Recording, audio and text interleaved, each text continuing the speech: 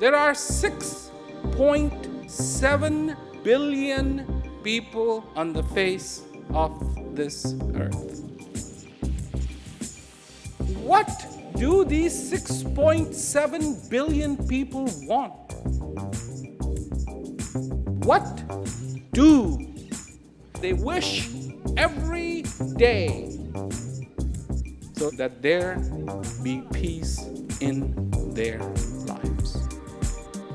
What is peace? I suppose just having a close family, really, and friends along the way. You wouldn't have any wars around the world, there'd be no conflict, wouldn't have any corruption with government, etc. Everyone would be living in harmony. In my opinion, I think peace is a state of mind, unless you're thinking more on a wider scale, on a world scale, whereas might be people not killing other people for their reasons. But yeah, no, I think peace is a state of mind. There is one thing that has never changed on the face of this earth, and that is the true desire for peace that resides in the heart of every single human being.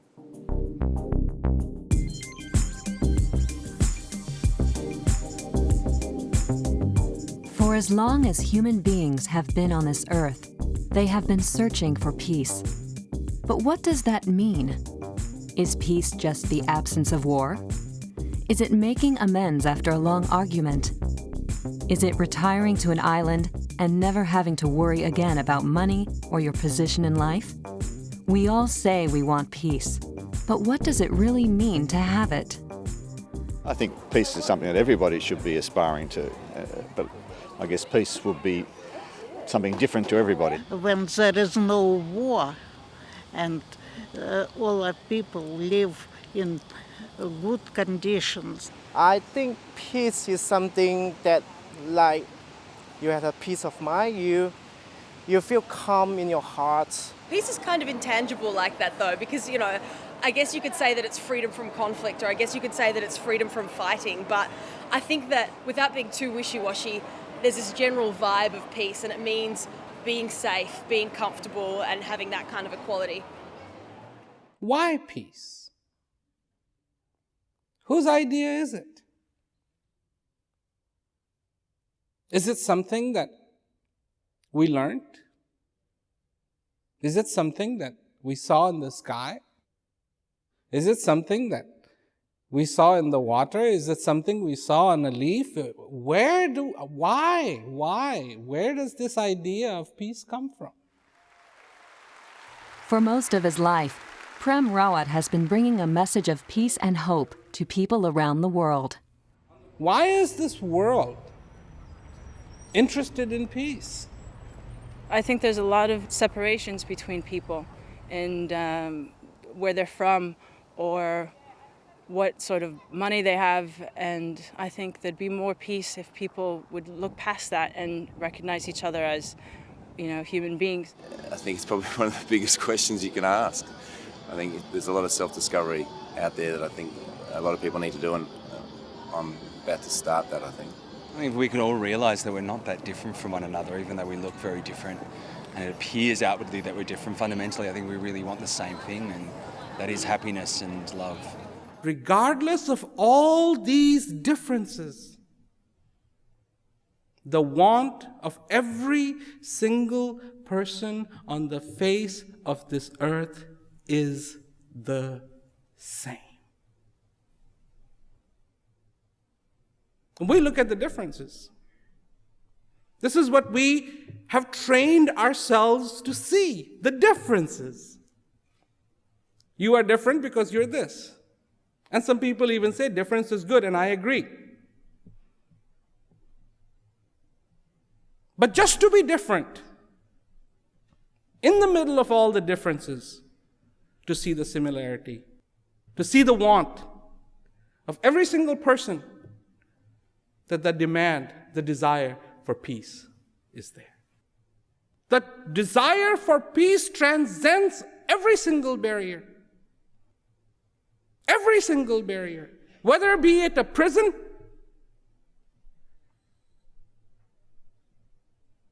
whether it be a prison, even those who have been incarcerated desire peace. Those sitting on giant hills and mansions also desire peace. Those who have little to eat also desire peace. I don't want to be in turmoil. The worst war is the war that happens within a human being. The worst war. Because there's no ceasefire to it. You can't just put a stop on it. You can't just put a break on it. You can't just negotiate with one party. And the trouble with the war that rages inside is even if you win it, you lose. Because it's with yourself. I think I go through stages of feeling a lot of peace, and other stages the war rages within, you know. Yeah, world peace, I don't think I'll see it in my lifetime, but I hope I do. But there's so many problems and so many silly problems that can be overcome that people are stubborn, I guess. If we look at it as a massive project that only a few people will have to work on, it seems kind of impossible. But if you look at it as something that everyone's partly responsible for, there's no reason why it shouldn't work. I would say that on the individual level, certainly peace is possible. Absolutely. People like to say inner peace, but I mean... On a mass scale, I'd say realistically, no.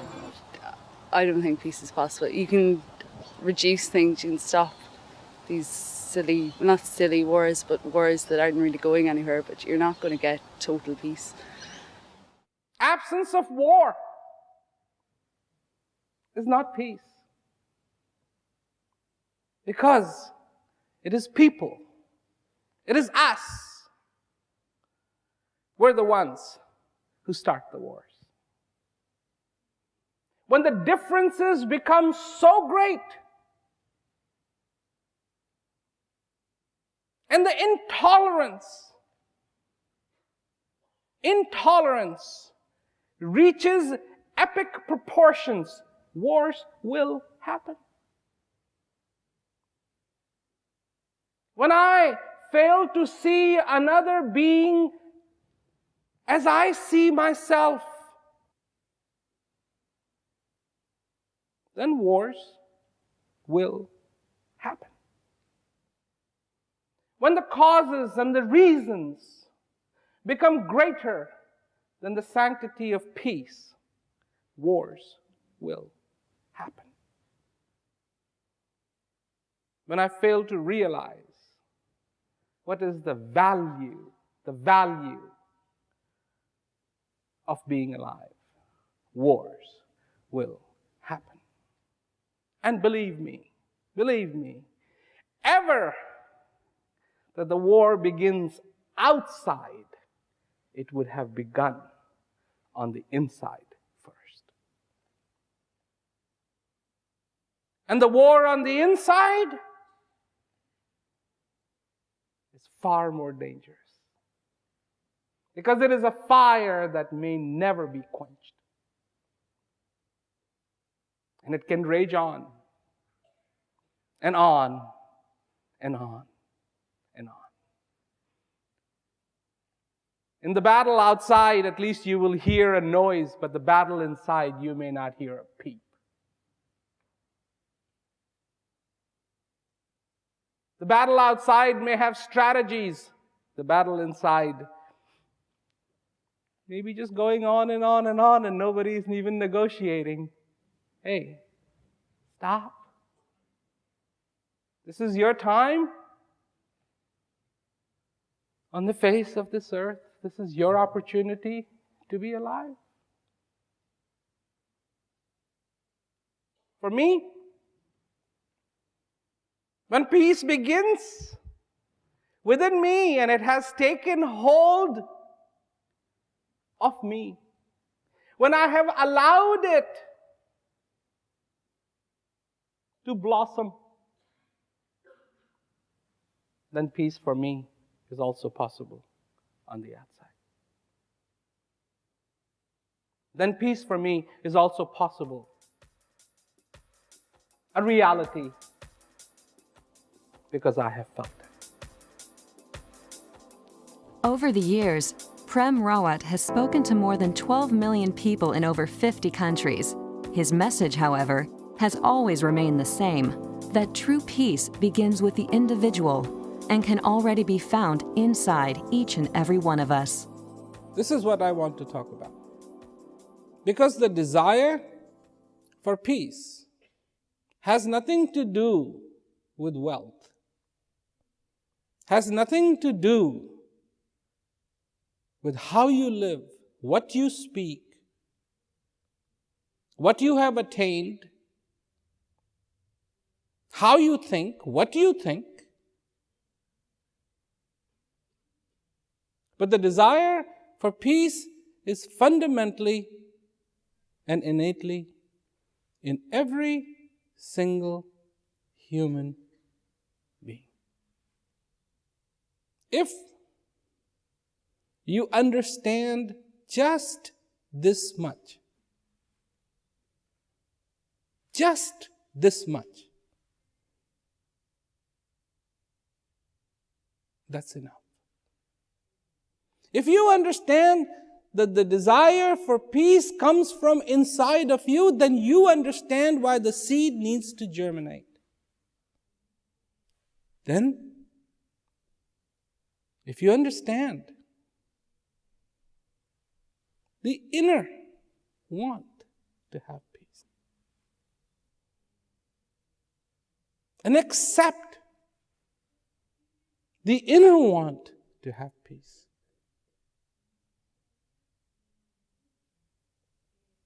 then that is the day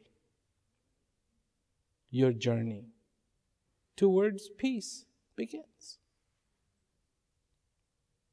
That's the day you take the first step.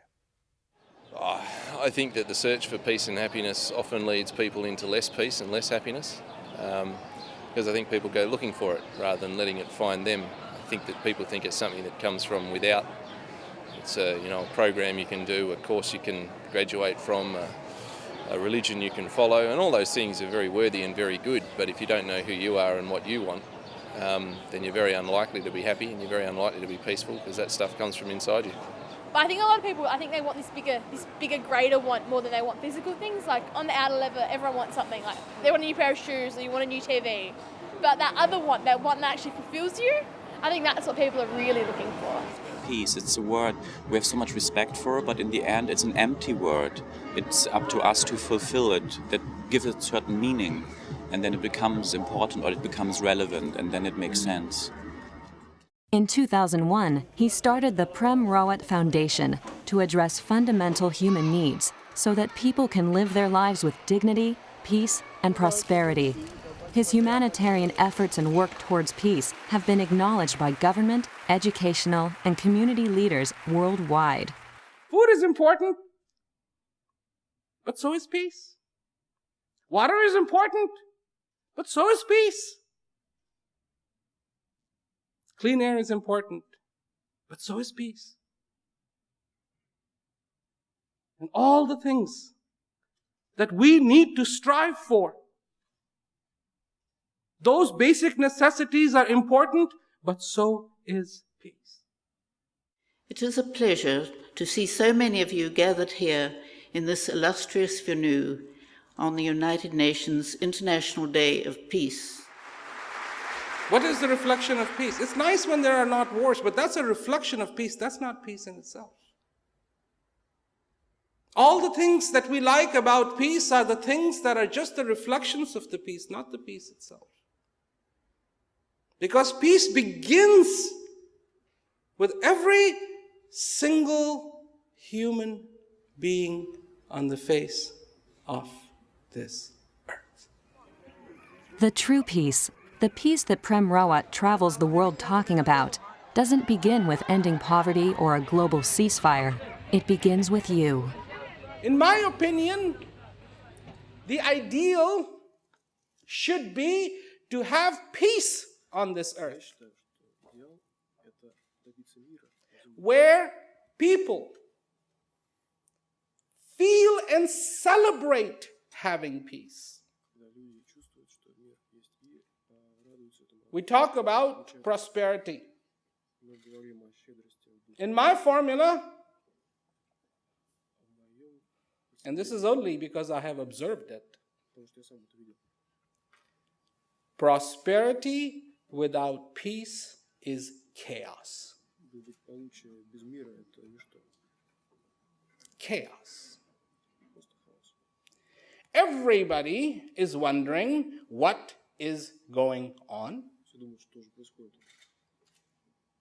I mean, isn't just a few years ago everything was wonderful? Everybody was proud. Yes, the economy, yes, the economy, yes, the economy. And then all of a sudden, prosperity without peace leads to chaos. If we want to avoid this chaos, then we have to work on what peace really is. That peace is not a monastery. That peace is not absence of noise. That peace is not absence of war. Peace is not a declaration. Peace is a fundamental human need that needs to be felt from within. I think people are becoming more aware of each other and finding out that there's not a lot of differences, even if you're from the United States or you're from, Africa, Japan, what have you. We all share the same emotions. And I think with people becoming more global and communicating, that these barriers of what we've considered our major differences will start breaking down. Peace is a very big word, I would say. And I think it's all what we are looking for. And it's, in the end, I think it's just within us. We can't look somewhere else for it. We have to come up with it by ourselves. I'm very hopeful that it's possible in our lifetimes. And it starts with one person, and it starts within. Bobby Kennedy used to say that the actions of 1,000 people, the small actions of 1,000 people, form ripples of hope which circle out and turn into a wave which changes the whole world. And I'd like to think that in some small way that I could contribute to a process like that. At its core, Prem Rawat's message is very simple. For peace to come, we must first look within. Look within and find the peace that already exists, that has always existed, just below the surface. If we want to understand humanity, don't look at words. Look at people. What do people want in their lives? People say religion is the only solution. Good. Fine. People say economics is the only solution. Fine. The differences of opinions should be our strength, not our weakness. The differences of opinion should be our strength. Oh, you see it that way. Great. You see it that way. Good. But we also have to learn to come together, and that only can happen when we see the necessity to come together. We do not see the necessity to come together.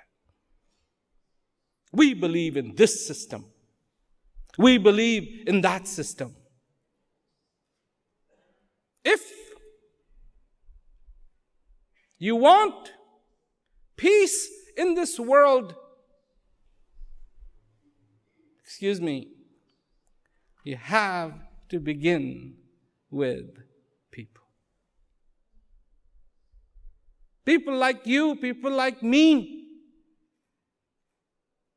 People like in India, people like in Afghanistan, people like in Iraq, people like in Sri Lanka, people like in Australia, people like in Japan, in Hong Kong, in China, in America, in Europe. People. Because the need for peace is fundamental.